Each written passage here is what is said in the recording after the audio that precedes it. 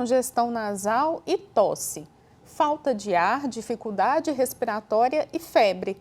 E aí, você sabe quais sintomas são referentes à gripe e quais são referentes aos resfriados? Por mais que as duas situações caracterizem doenças respiratórias, há diferença entre elas e o que são determinantes tanto para o diagnóstico quanto para o tratamento. Quem conversa comigo hoje sobre esse assunto no Bem-vindo é o ginecologista e obstetra Gabriel Campos. Gabriel, é um prazer ter você aqui com a gente hoje. Eu queria saber de você, qual que é a diferença aí entre gripe e resfriado? Isso causa muita dúvida nas pessoas, né? Queria que você falasse um pouquinho. Fernanda, isso é verdade, causa uma dúvida muito importante, em especial sobre o acompanhamento e sobre quais são os principais sinais de alarme nesse sentido.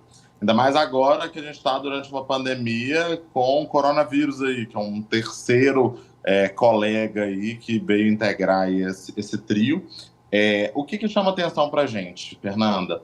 A gripe, ela é causada pelo vírus da influenza. Ela, em geral, tem um quadro mais sintomático, né? Tem muito mais chance de ter febre, muito mais chance de cansaço, tosse, dores no corpo, mal-estar, em especial pela febre como um todo. O resfriado, é raro a gente ter febre, é muito mais comum em crianças mais novinhas, às vezes crianças mais novinhas têm uma febre, uma febrinha mais baixa. Em geral, é mais difícil ter febre no adulto, né? E os sintomas, eles são um pouco mais tranquilos. Tem espirro, tosse e tudo mais, mas, em geral, não são sintomas tão importantes de atrapalhar muito a função de vida dessa pessoa. E o resfriado, ele é causado pelos vírus rinovírus, tem uma série de vírus aí respiratórios que causam o resfriado como um todo. E aí, um resfriado mal curado, ele pode evoluir para uma gripe, por exemplo? Essa é uma boa pergunta aí, muita gente tem essa dúvida. Na verdade, são instituições diferentes, né?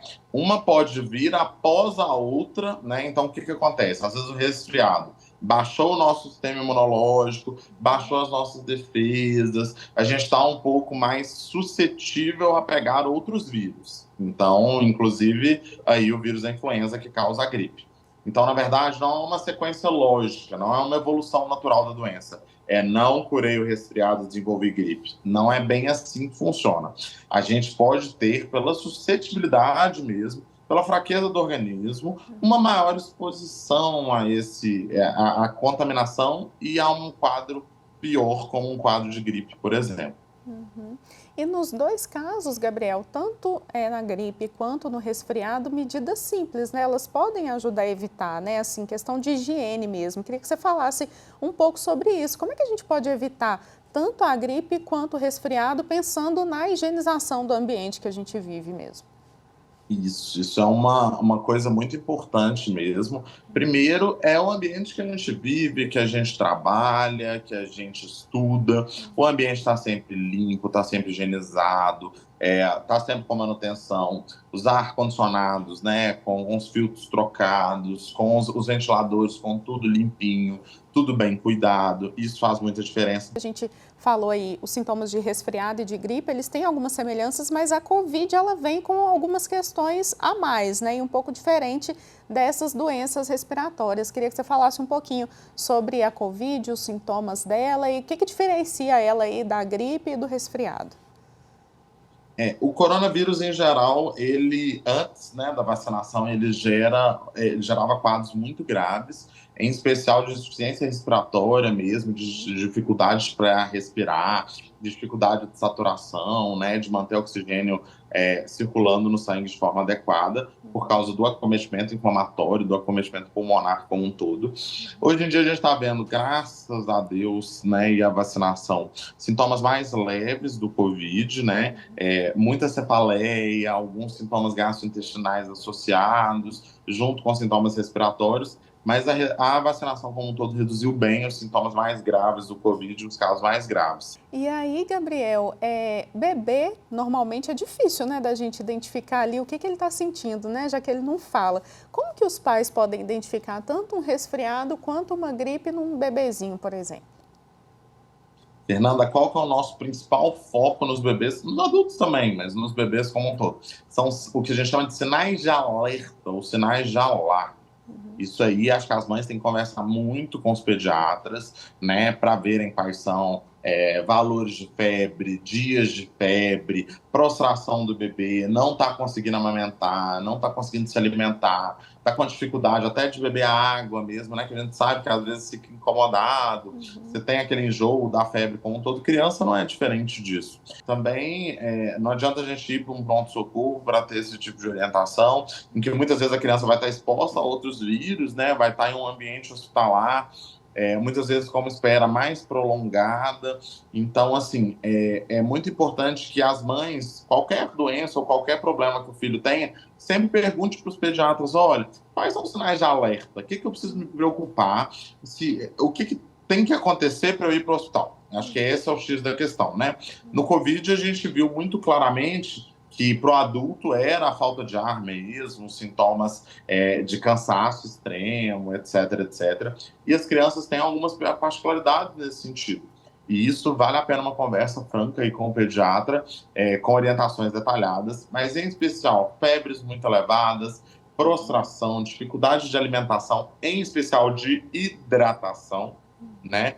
Isso pra gente, a gente sabe que nem a gente, ainda mais uma criança, aguenta ficar sem hidratação, sem amamentação. Se a criança não estiver conseguindo manter o aleitamento materno, gente, sinal de alerta ligado aí, vamos levar essa criança para um pronto-socorro para a gente ter um acompanhamento, uma orientação adequada.